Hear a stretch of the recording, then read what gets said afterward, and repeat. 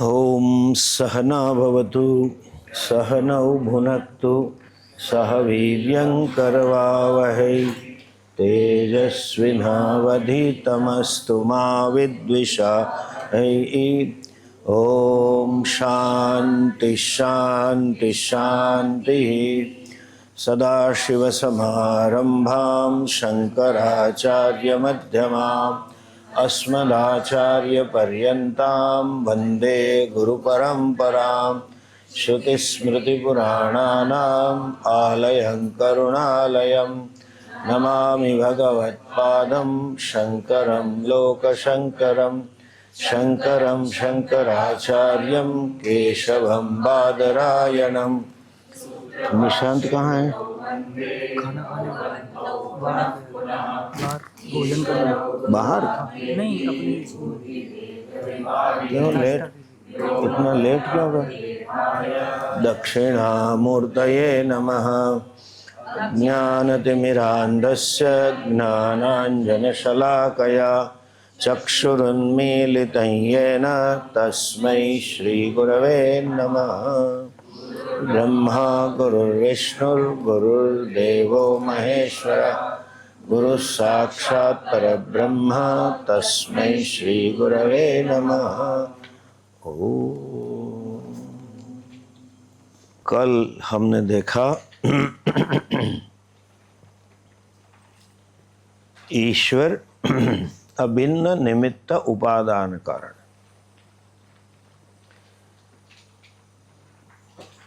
अभी जरा ध्यान से सुनिए। जो पूर्ण है वो कभी अवयव वाला नहीं हो सकता with a form. Moment you give a form that means limited, मर्यादा आ जाती है। आकार होने पर जैसे आकार है तो यहाँ से आगे हम नहीं है, ऊपर हम नहीं है, साइड में हम नहीं है, कोई भी आकार। एक आकार विशेष ग्रहण किया अर्थात दूसरे आकार में वो नहीं है, और वो भी पूर्णता निराकार है। लाइक ए स्पेस, सर्वव्यापी है, वो निराकार है। तो जो इसे हम ईश्वर तत्व कहते हैं वो निराकार है। और ये जो निराकार तत्व है उसने ये सृष्टि कैसे बनाई, जो न केवल साकार है और विविधता से भरी पड़ी है। निराकार होगा तो निर्गुण भी होगा। जैसा आकाश निराकार है तो उसमें कोई गुण धर्म भी नहीं है। और शास्त्र प्रमाण है कि ब्रह्म जो है इस नाम वो निर्गुण निराकार है। तो निर्गुण निराकार तत्व जो अद्वितीय है वह सद्वितीय कैसे हुआ, निर्गुण में से सगुण कैसे हुआ, निराकार में से आकारवान कैसे हुआ। तो उसके पास कुछ शक्ति होनी चाहिए जिसके द्वारा वो सब्जेक्ट ही ऑब्जेक्ट बन जाता है, एक ही अनेक बन जाता है। इस जो सृष्टि है वो अचिंत्य है, कल्पना नहीं कर सकते। उस शक्ति का नाम है प्रकृति। क्या कहते हैं? प्रकृति। प्रकर्षेण कृति योग्यत्वात्। बहुत अच्छी कृति बनाई है, सृष्टि बढ़िया बनाई है। ये जो प्रकृति है वो कैसी है? एक होने पर भी अनेक का आभास खड़ा करती है, निर्गुण होने पर भी सगुण का आभास खड़ा करती है। इसीलिए जो संभव नहीं है लॉजिकली फिर भी बना हुआ दिखता है उसे क्या कहेंगे? जैसे वो जादूगर होते हैं, फूंक लगा के रुपये की नोट बना देते हैं, वो संभव ही नहीं है। या तो हमारे वहाँ था एक केलाल करके, वो चाय पिलाता था, उसके पास एक कुछ जग रहता था, थोड़ी थोड़ी देर में वाटर ऑफ इंडिया निकालता था। 2-3 घंटे के शो में 10-15 बार पानी निकालता था एक ही जग में से।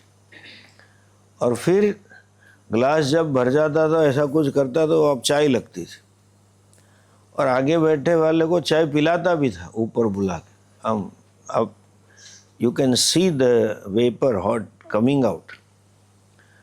फिर अचानक आके वो चाय फेंकता था तो सबको गुलाब की पंखुड़ियाँ बन जाती थी गुलाब में से, चाय में से। वो तो हुआ नहीं है। सच में होता चाय तो घर पे बीवी से क्यों मांगता, बना ही लेता पानी की चाय। और जादू क्यों करता, चाय की दुकान खोल देता। जो वो तो मटेरियल कॉस्ट तो है ही नहीं, पूरा प्रॉफिट ही 100%। अरबों का ऑयल जैसा है, ऑयल में कुछ करना ही नहीं, निकालना ही कॉस्ट है। बाकी तो मटेरियल को बनाने में कीमत लगती है ना, फर्नीचर में लकड़ी चाहिए, कुछ चाहिए, वो तो चाहिए ही नहीं।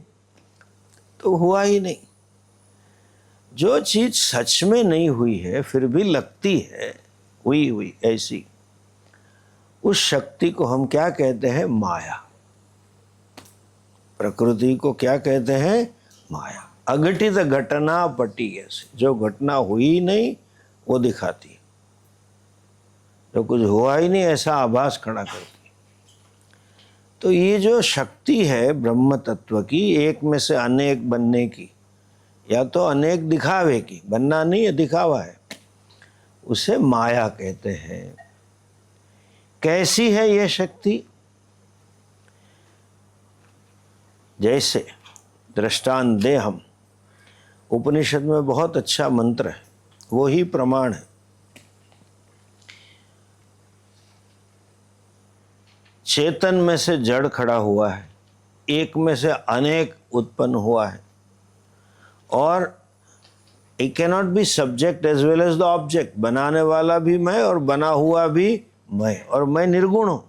अगर साकार होता तो ये काट के बनाया, वो काट के, ऐसा है तो फिर कैसा होता है?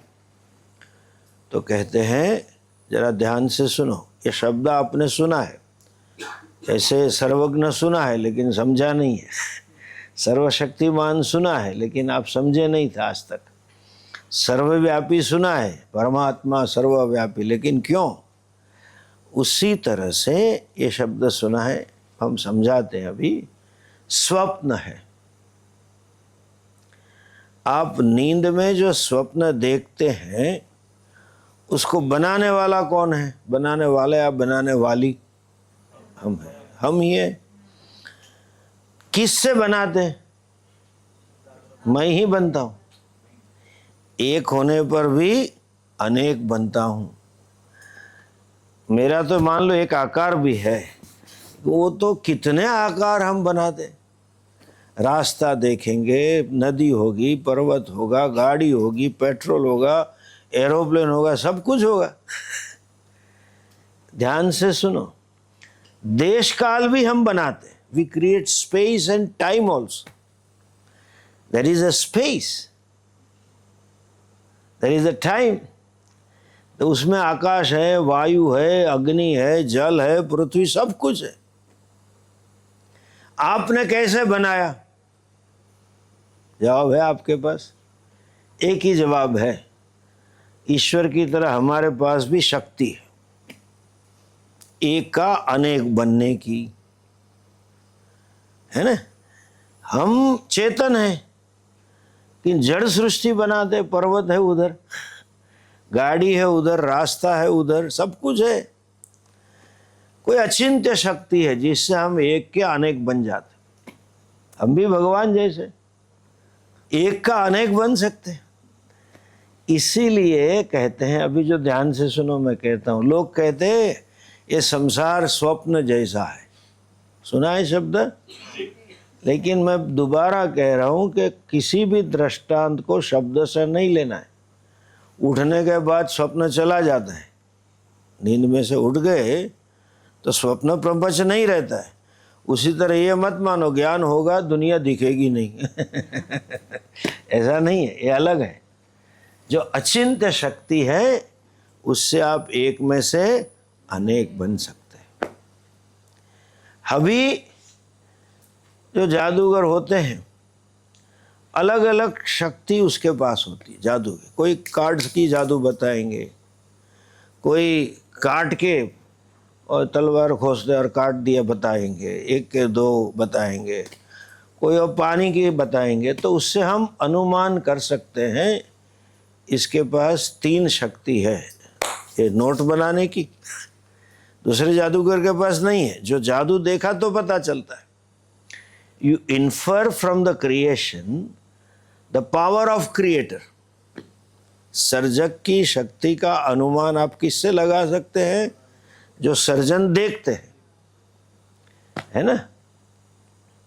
आप आश्रम में आए सपोज, और इस आश्रम में कहीं है ऐसे आश्रम जो बड़ा आश्रम होता है, उसमें थोड़ा लेक डालते हैं, मछलियाँ रखते हैं, पक्षी घर होता है, तो बोले हाँ इनमें ये भी शक्ति है, अलग अलग है। तो इस सृष्टि में 3 प्रकार की प्रक्रिया है। एक, आप ज्ञान देखते हैं, there is a possibility of knowledge. जो बनाया हुआ है उनको ज्ञान ग्रहण और ज्ञान प्रदान करने की शक्ति, क्यों? उसमें जो चेतन है, सृष्टि में जो चेतन है उसमें 2 प्रकार की विशेष शक्ति है। ज्ञान शक्ति है और दूसरी क्रिया शक्ति है, प्रवृत्ति है।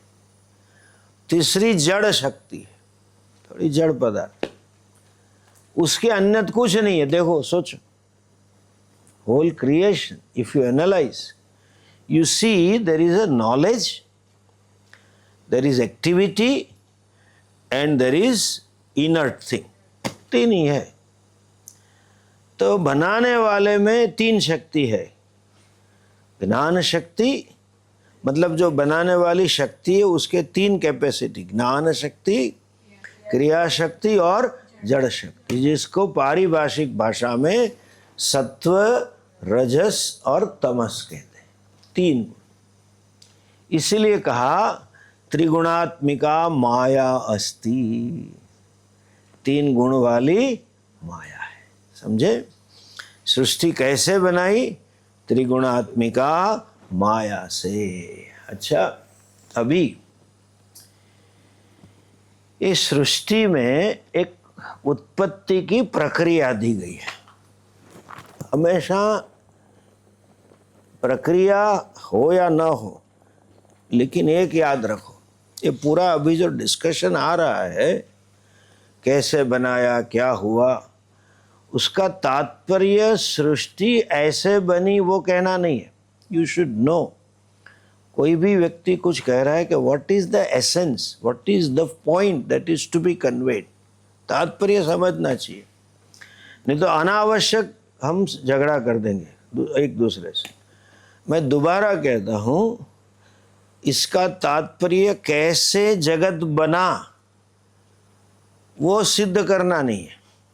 एक दृष्टांत के रूप में दूं, अब अफ्रीका जाए ना तो वहाँ बहुत सारी गोल्ड माइन है। वो मैंने नहीं देखी, लेकिन किसी से मैंने सुना है। एक गोल्ड माइन में वहाँ 2.5 किलो की एक ब्रिक रखी है, ईंट 2.5 किलो, और ये हाइट पे है। और वो लोग वहाँ चैलेंज लिखी है कि जो महिला इस ब्रिक को ये 2 उंगली से 3 उंगली से उठा ले, ब्रिक उसकी। जानबूझ के ऐसा लिखा है क्योंकि 2.5 किलो ऐसे उठ नहीं सकता है, महिला से ऊपर रखा है, तो सभी ट्राई करते।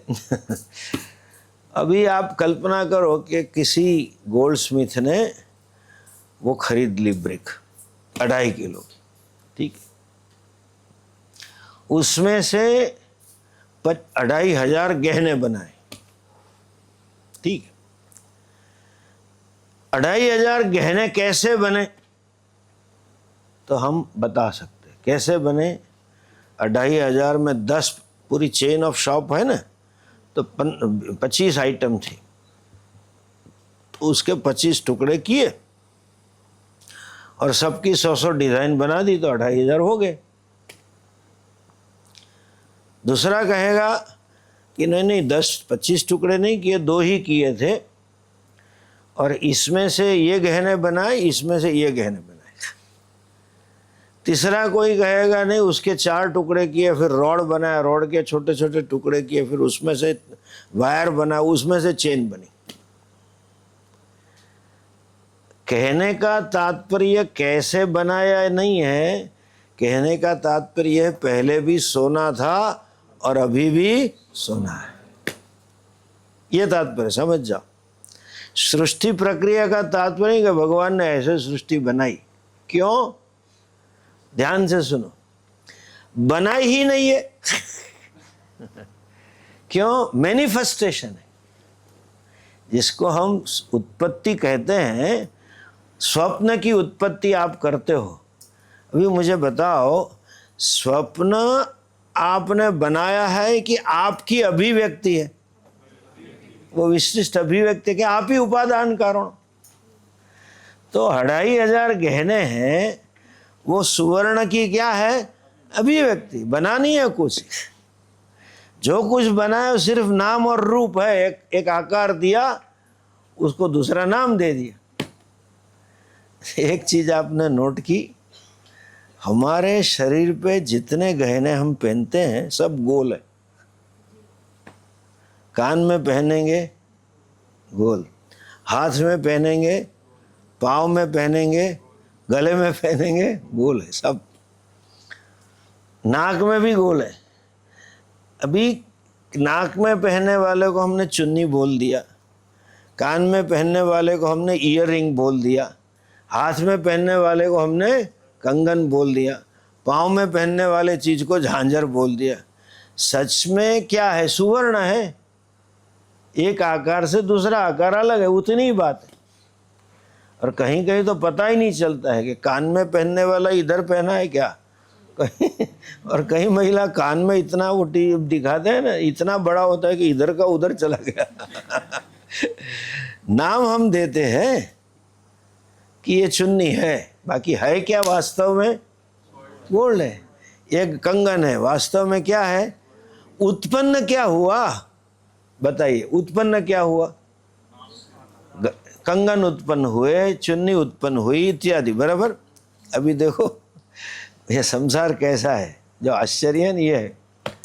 हम बाजार में जाके बोलेंगे, सब एक आदमी गया सुनार के पास, बोले ये कंगन बेचने हैं, 2 कंगन है, उसकी क्या कीमत आएगी?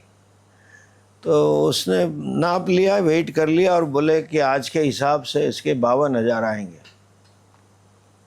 ठीक है, दे दो। उसने 52,000 दे दिए और वो वापस नहीं दिया कंगन। वो बोलता है कंगन रख लो, सोना वापस लाओ। बात कंगन की हुई थी। संभव है क्या? क्यों?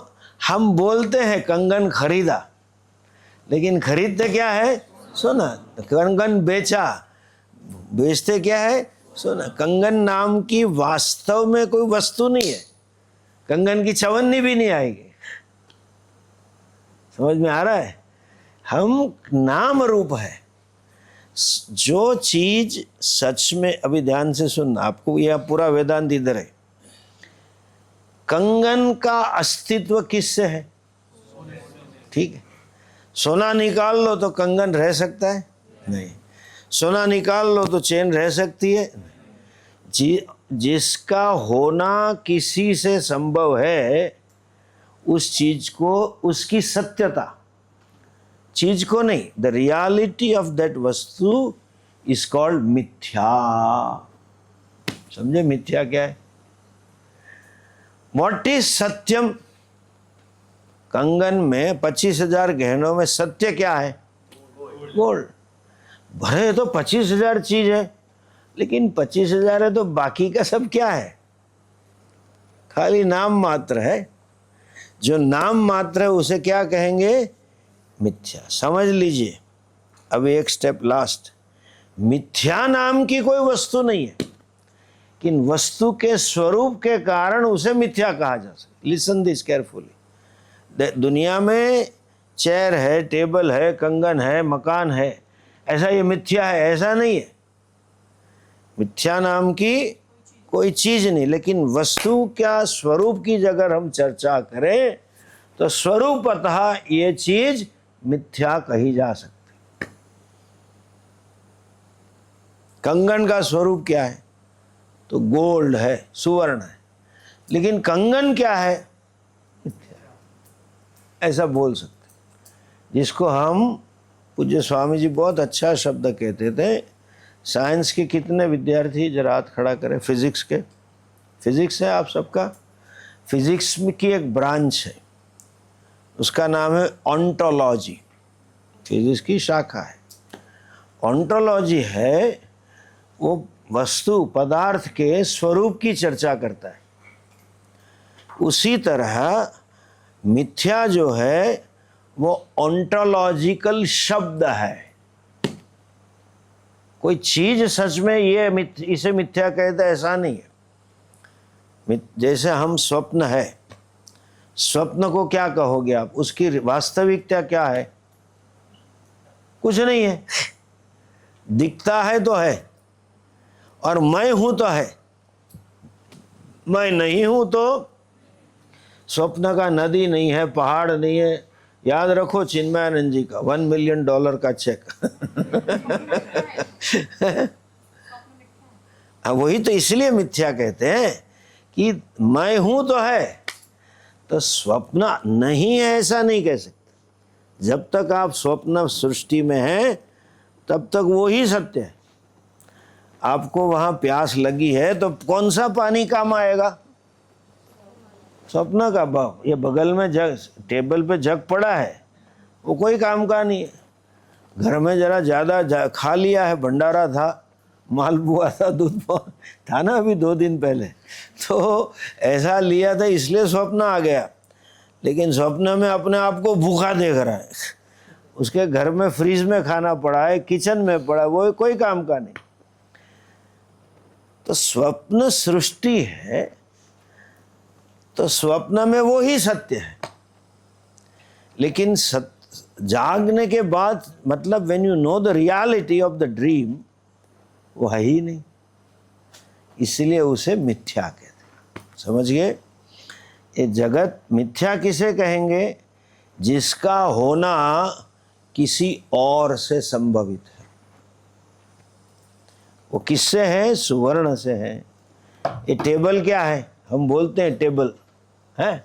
अभी देखिए आगे देखो, हम टेबल में प्रकार भी बोलते हैं। राइटिंग टेबल, डाइनिंग टेबल, और कहीं हिमालय में किचन विचन नहीं होता है, पहाड़ में कुकिंग टेबल, अलग अलग प्रकार के टेबल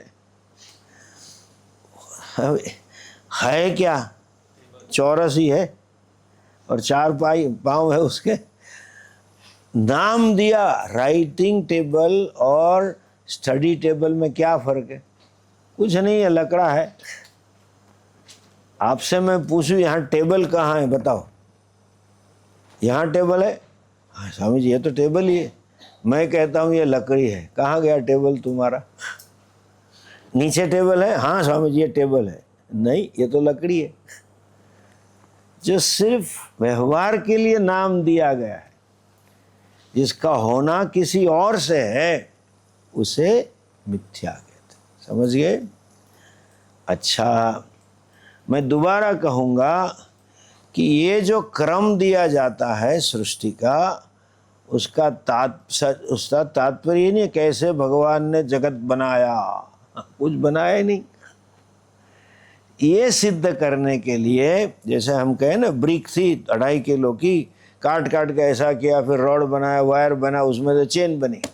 कहने का क्या तात्पर्य? पहले सुवर्ण ब्रिक के रूप में था, फिर सुवर्ण ब्रेड की स्लाइस के रूप में हुआ, फिर सुवर्ण ही रॉड के रूप में आया, फिर सुवर्ण ही वायर के रूप में आया, और फिर सुवर्ण ही चेन रूप में। अभी क्या है? सुवर्ण ही है। पहले भी सुवर्ण था, अभी भी सुवर्ण है। चेन तोड़ देंगे, क्या रहेगा? ये तात्पर्य, क्रम नहीं है। अंग्रेज लोग ये समझ नहीं पाए, इसलिए झगड़ा किया। फला उपनिषद में ऐसा लिखा है और यहाँ ऐसा लिखा है, ये सब क्रम गलत है, अलग अलग है। इसलिए ऋषियों में मतभेद थे। बुद्धू और सब किसी ने ऐसा भी लिखा, Upanishad is nothing but the prattling of the rishis. उनको विरोधाभास दिख रहा है कि आप तात्पर्य नहीं समझे। जो माया है वो हमने कहा त्रिगुणात्मिका है, उसमें से ये सृष्टि आई है। शब्द की मर्यादा देखो, सृष्टि आई है कि ऐसी अभिव्यक्त हुई है। आप में से स्वप्न आया है कि अभी? तो सच में इसलिए कई बार आपने सुना होगा ये संसार मिथ्या है, ये संसार है ही नहीं, संसार नाम की चीज नहीं है, लोग बोलते हैं। लेकिन ज्ञान से समझने के बाद बोलना अलग है। दूसरे को क्या लगेगा, क्या कह रहा है। लोग आर्ग्यूमेंट करते हम पे, संसार है ही नहीं तो फिर भिक्षा क्यों लेते हो, और भिक्षा के बाद दक्षिणा भी ले जाते हो। सन्यासी आप गाड़ी में घूमते हो, संसार है ही नहीं, सब ब्रह्म है, तो दीवार में से निकल जाओ। कहते रहते, वो समझते नहीं है। उठने के बाद स्वप्न नहीं है, स्वप्न के अंदर आप जब है तो वही पानी का है और वहाँ दीवार में से नहीं निकल सकते। उठने के बाद पता चलता है न मैं था न दीवार थी। ये बोलते हैं कि उत्पन्न हुई, सच में उत्पन्न नहीं हुआ है। वो ही ब्रह्म, वो ही ईश्वर तत्व। जैसे मैं चलो छोटे मुरारी बापू, वही छोटे ईश्वर अपनी सर्जन अचिंत्य शक्ति के लिए हम नदी बने, हम पहाड़ बने, हम रोड बने। बोलते हैं बने, बने नहीं है। हम नदी के रूप में प्रकट हुए, अभिव्यक्त हुए। हम पहाड़ के रूप में प्रकट हुए, हम रोड के रूप में प्रकट हुए, हम पेट्रोल के रूप में भी प्रकट हुए। गाड़ी अपनी है, डीजल के रूप में भी प्रकट होते, आग के रूप में भी प्रकट होते, जब वायु के रूप में भी प्रकट। ऐसा कैसे? आप भी पानी और आप भी आग। सृष्टि में ये है, उसका कारण क्या है? अचिंत्य शक्ति। क्या है? माया, प्रकृति। समझे? अब ये सृष्टि प्रक्रिया की बात है, हम देख लेंगे। लेकिन ये याद दोबारा कह रहा हूँ, याद रखो, ऐसे बनाई ये तात्पर्य नहीं है, ऐसे भगवान अभिव्यक्त हो रहा है। समझे?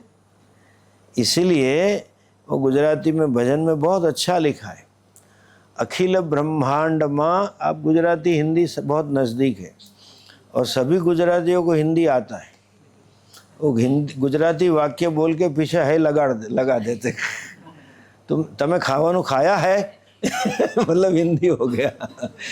अखिल ब्रह्मांड में एक तू श्री हरि, जूझवे रूपे, जूझवे मीन्स विविध रूपे, अनंत रूप में भासे।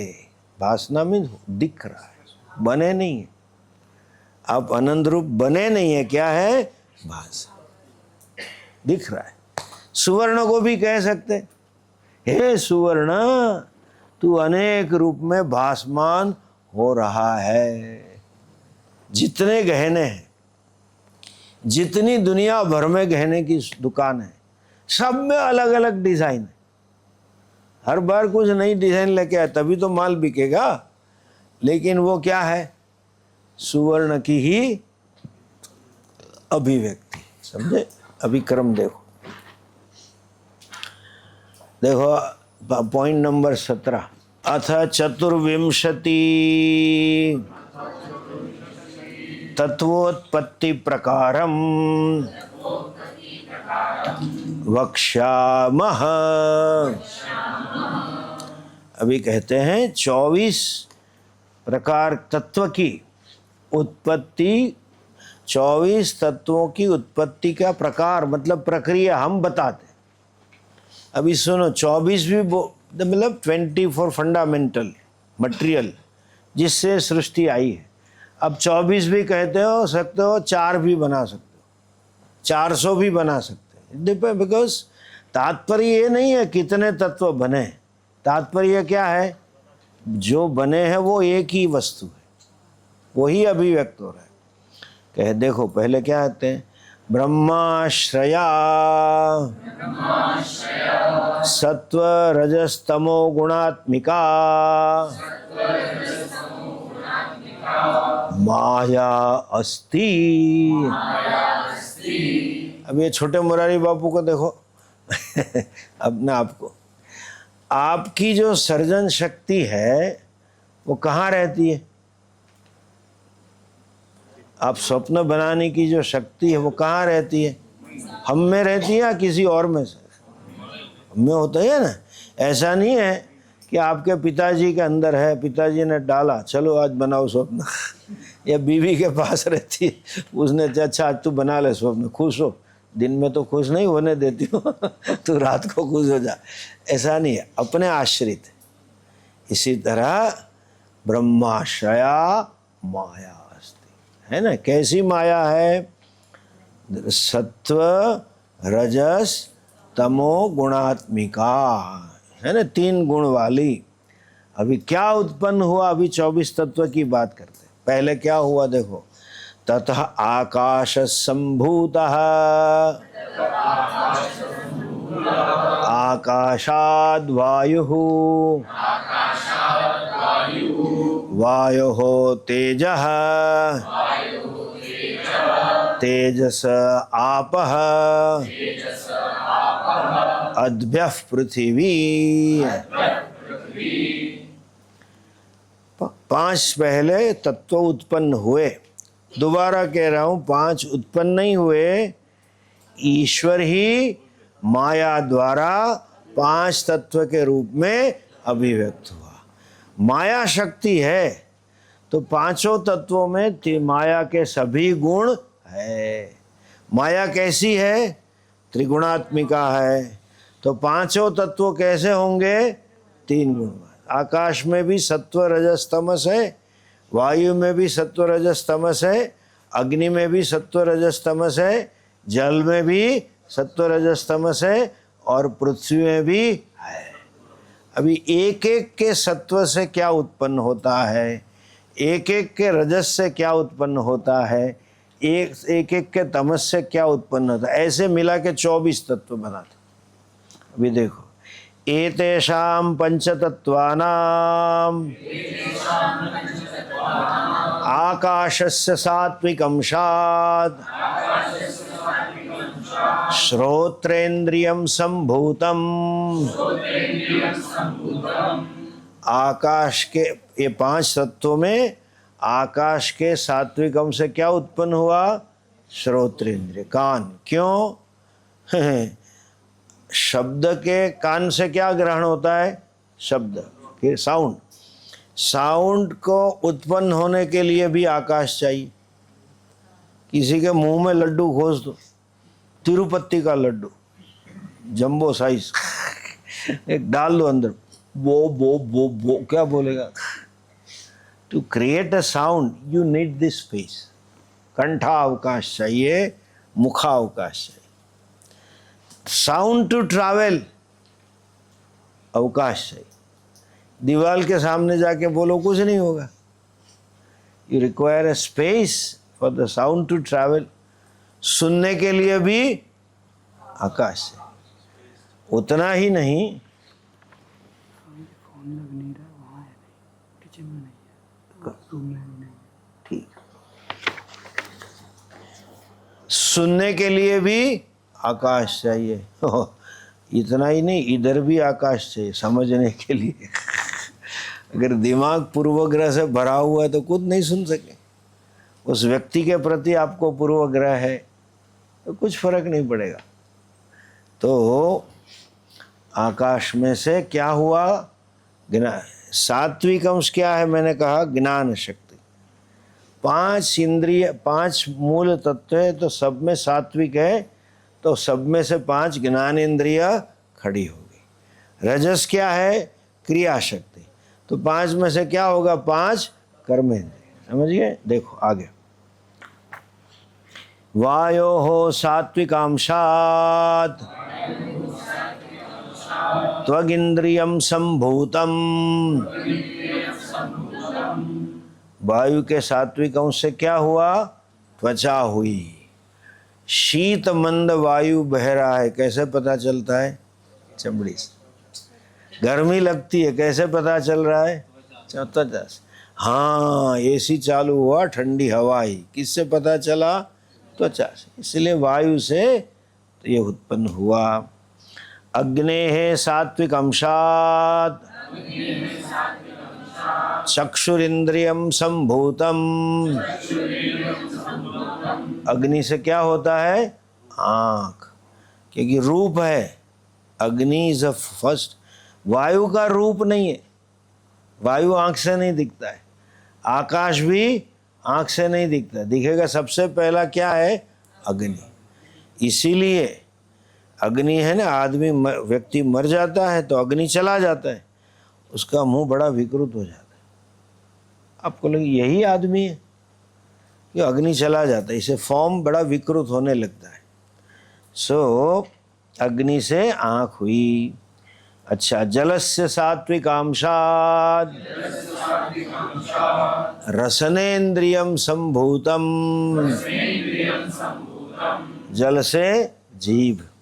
पृथिव्याः सात्विकांशात् घ्राणेन्द्रियम संभूतम। पृथ्वी से क्या उत्पन्न हुआ? नाक। देखिए, मूल गंध है ना, पृथ्वी है। शास्त्र में पृथ्वी का वर्णन है, गंधवती पृथ्वी। आप ऐसा मानते हैं कि वायु से सुगंध आती है, सुगंध वायु से नहीं है, गंध पृथ्वी से उत्पन्न होती। कितने प्रकार के पुष्प हैं, अलग अलग है ना, अलग अलग सुगंध है। तो ऐसा नहीं वायु आके सिलेक्टिव डालता है, वो पृथ्वी से निकलती। इसलिए सबसे पहली बारिश होती है, हाँ बारिश आई लगती है ना। घर में बैठे हो आप, सुगंध से कह सकते हो, तो गंध पृथ्वी की है, इसी से सब में गंध आती है। वायु सिर्फ गंध के कण को उठा के वहां ले जाता है। अच्छा, अभी सत्व का आगे देखो, एतेषां पंचतत्वानां समष्टि सात्विकांशात् मनो बुद्धि अहंकार चित्त अंतःकरणानि संभूतानि। अभी देखो, कान है, उसकी शक्ति कितनी है? शब्द ग्रहण, ठीक है, कान से रूप ग्रहण होता नहीं। आँख है तो रूप देख सकती है, शब्द ग्रहण नहीं कर सकती। टीवी में आता है ना वो बहरे मूंगे के लिए समाचार, देखा है आपने कभी? अच्छा, कभी आप वॉल्यूम बंद कर दो अपने मोबाइल का और कुछ सुनो तो सुना ही नहीं देता है, लेकिन आँख से आप देख सकते हो क्या मुंह ऊपर नीचे हो रहा है, लेकिन शब्द नहीं सुनाई देगा। उसके लिए कान ही चाहिए। आँख बंद करके मोबाइल कान से घिसो, हाँ फला हीरो लगता है वो पता नहीं चलता है। तो प्रत्येक इंद्रिय सिर्फ एक ही विषय ग्रहण करता है। पांचों का ज्ञान कहाँ होता है? हम व्यवहार में कहते हैं मन में होता है ना। पांचों का ज्ञान हमें कहाँ होता है? मन में, जिसका शब्द है अंतःकरण। वो 4 विभाग है उसके, मन, बुद्धि, चित्त और अहंकार। अंतःकरण किससे बना? कि बोले पांचों का इकट्ठा सात्विक अंश से अंतःकरण। तो इसलिए पांचों विषय अंतःकरण ग्रहण कर सकता है। मन में पांचों का पता चल जाता है।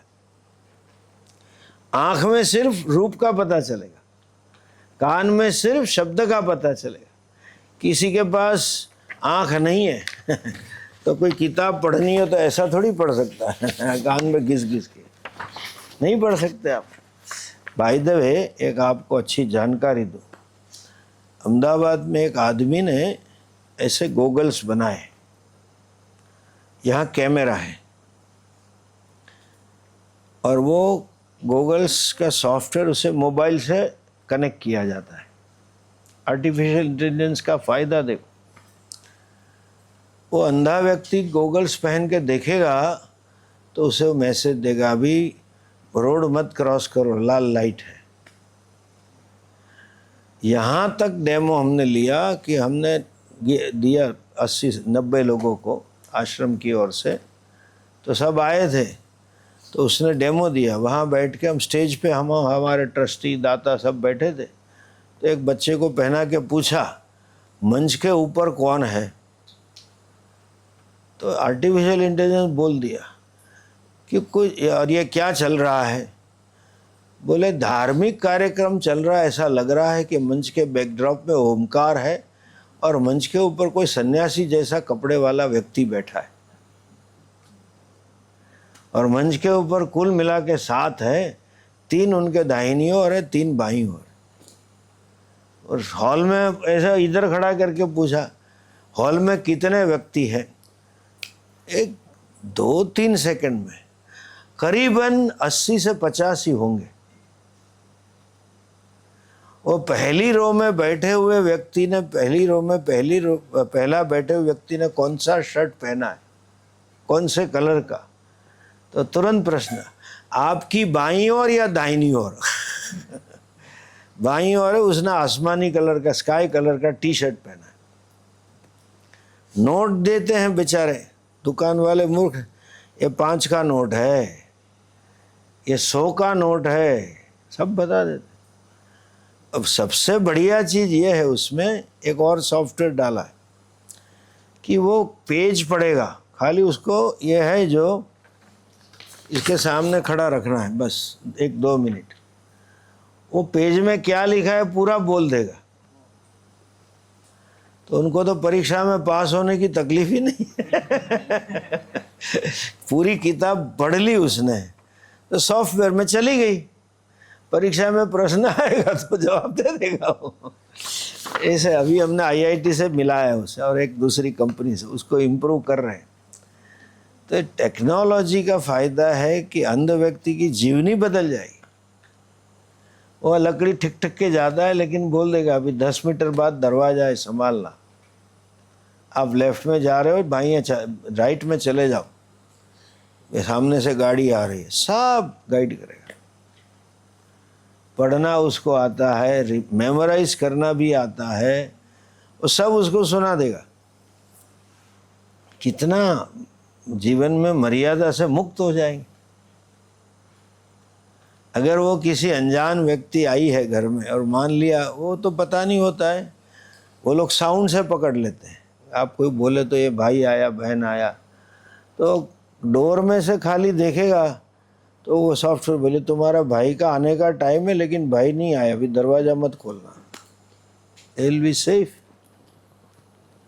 एनीवे, सो आँख से सिर्फ रूप मिलेगा, कान से घिसने से कुछ नहीं होगा।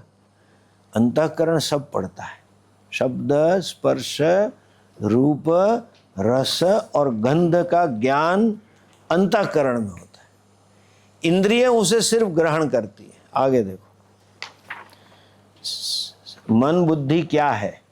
संकल्प विकल्पात्मकम मनः, संकल्प डाउट्स एंड वॉल्यूशंस, भावनाएं, आवेग, ये क्या है? सब मन है।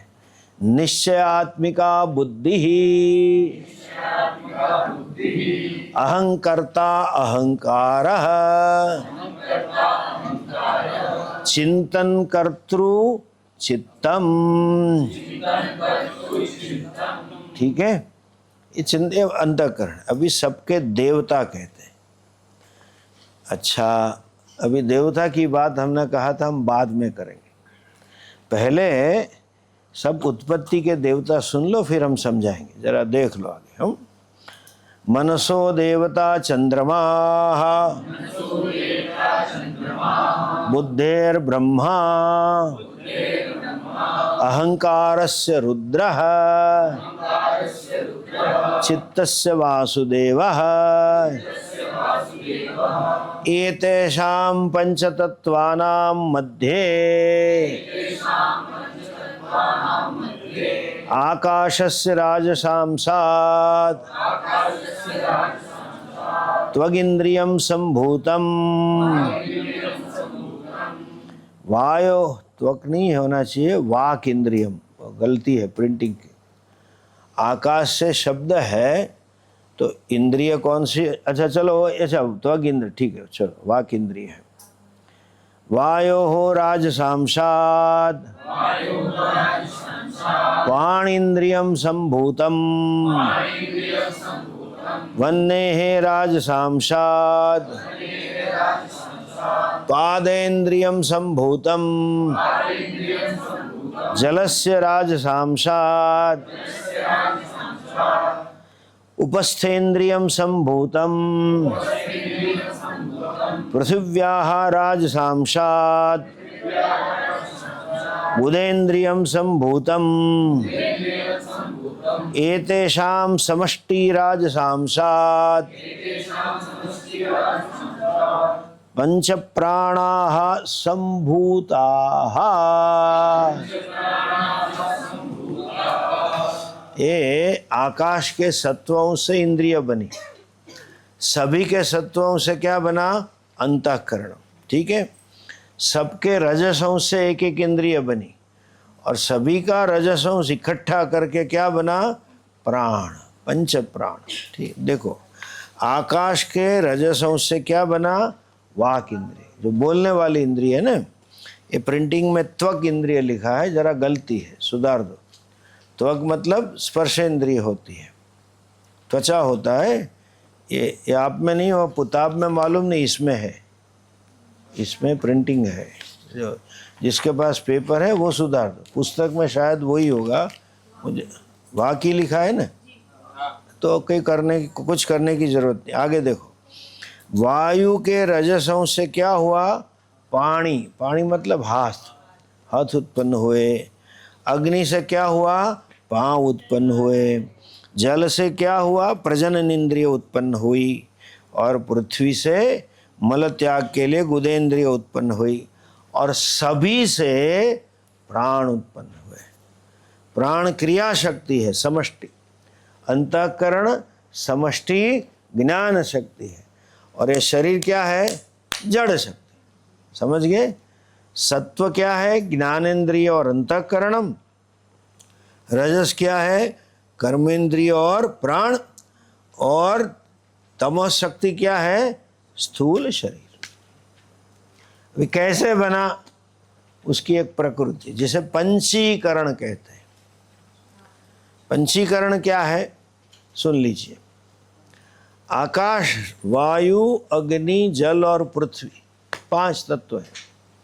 शायद अंकित भाई चार्ट है उसका आपके पास, एक भी कॉपी हो तो ज़ेरोस करा लेना बाद में। आकाश के सबके 2 भाग कर दिए तो कितना हुआ? 50%। ठीक है, सबके 50% अलग छोड़ दो, बाकी के 50% है, उसके 4 भाग किए तो कितना परसेंट हुआ? 12.5 है ना, 12.5।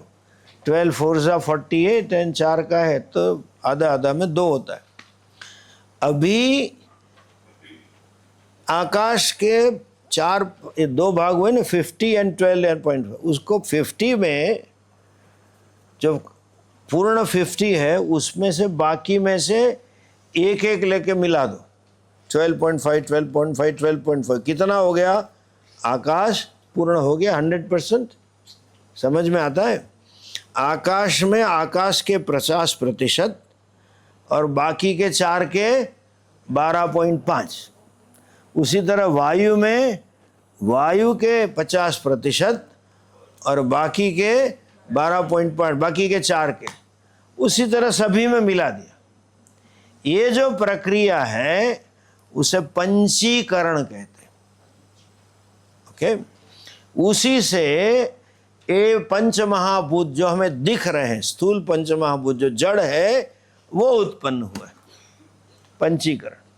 तो पृथ्वी जो है उसमें बाकी के 4 है, आकाश है, वायु है, अग्नि है और जल भी है। पृथ्वी का टुकड़ा ले लो, it has some space inside also, particles में। It occupy space P point P1, उसमें वायु भी है, स्पर्श है, वायु स्पर्श गुण है ना। तो ये जमीन का स्पर्श अलग है, उसका अलग है, हमें मालूम पड़ता है। अंध व्यक्ति स्पर्श से ही जानता है, तो उसमें वायु का अंश है। अग्नि का भी है टेम्परेचर, पृथ्वी का टेम्परेचर अलग होता है और उसमें स्वाद भी है। शायद पता ना हो तो कन्हैया को पूछ लेना, वो बहुत खाता था। भागवत में कथा में पढ़ते हैं ना, कन्हैया ने मिट्टी खा ली। तो ये है, सब है उसमें। जल में भी सब है, जल का टेम्परेचर अलग होता है, जल का स्वाद भी अलग होता है, कहीं बड़ा सटल है। बोले आज एक माता जी ने मुझे बताया, स्वामी जी ये गंगा का पानी है, कुछ जुदा अलग लगता है। अभी आपने तो समझ में नहीं आया, उसके पास जीभ है ऐसी। मैंने कहा तुम गंगा में स्नान मत करो, जो बाथरूम में कर रहे हो गंगा जल ही है, पी रहे हो वो भी गंगा जल है। तो ऐसा बोला, हाँ इसलिए यहाँ पानी का स्वाद अलग है। आप जहाँ रहते हो तो उससे अलग ही होगा, गंगा जी है। तो स्वाद भी है पानी में, टेम्परेचर भी है, गंध भी है, सब है। तो आज जो पंच महाभूत हम देख रहे हैं वो उसमें सब है, जो कुछ भी जड़ है उसमें सब है। लोहे का टुकड़ा ले लो, उसका टेम्परेचर और चांदी के टुकड़े का टेम्परेचर अलग है, अपना स्वयं की गर्मी है। उसकी बांस थोड़ा रस्ट हो तो अलग आएगी, सब अलग है। उसी तरह शरीर में भी ये जड़ है ना, सब है। इसमें अवकाश है, कहाँ है? मुंह में है, कान में है और सबसे ज़्यादा इधर है, तब तो रोज़ खाना आता है। इंटेस्टाइन में, सब में जगह है। और इट ऑक्यूपाइज पॉइंट P1, कहीं अवकाश में है, स्पेस है। वायु है, स्पर्श है, प्रत्येक इसका स्पर्श अलग है, इसका अलग है, यहाँ का अलग है, यहाँ का अलग है, सब है। उसमें रस भी है, जल तत्व है, स्वाद अलग आता है। अग्नि तत्व है, फिक्स टेम्परेचर अलग है, बाहर का कुछ भी इसका अपना मेंटेन करता है, गंध भी अलग है। तो ये सब पंच महाभूत से बने हुए हैं, ये पंचीकरण है। ठीक है, संस्कृत में लिखा है, हम पढ़ लेते हैं तो उसकी व्याख्या, मतलब जो चार्ट आपको देंगे अंकित जी, फिर समझ जाएंगे। आप में कहीं में नहीं होगा, वो अलग प्रकार का चार्ट है, वो अंकित जी बना देंगे। किताब में है तो ठीक है, वरना इस जिसके पास है तो ले लो। चलो आगे पढ़ लो, ये पढ़ लो, फिर आप पढ़ लेना, अंदर से समझ जाओगे। एतेषां पंचमहाभूतानां तामस अंशस्वरूपम् एकमेकं भूतं द्विधा विभज्य एकमेकम् अर्धं पृथक व्यवस्थाप्य। सभी पंच महाभूतों का आधा भाग कर लो, और दो आधे हैं, उसमें एक आधे को बाजू में रख दो, है एक ऐसा अर्थ होता है। व्यवस्थाप्य अपरम अपरम अर्धम, जो दूसरा हाफ है उसको क्या करना है? चतुर्धा विभज्य, उसके 4 भाग कर लो, दूसरा हाफ है उसमें। कौन है महापुरुष? स्वार्धमन्येषु अर्धेषु स्वभागचतुष्टयं संयोजनं कार्यम् तदा पंचीकरणं भवति। दो भाग करके पहले 50% को साइड में रख दो, दूसरे भाग को 4 में बांट दो और बांटे हुए 4 भाग को अपने से अन्य में मिला दो, एक एक को, तो सबके 50-100% हो गए। इसे पंचीकरण कहते हैं।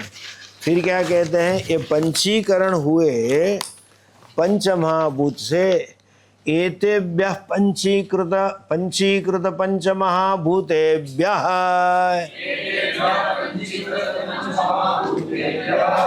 ऐसे पंचीकृत हुए पंचमहाभूतों से स्थूल शरीरम भवति।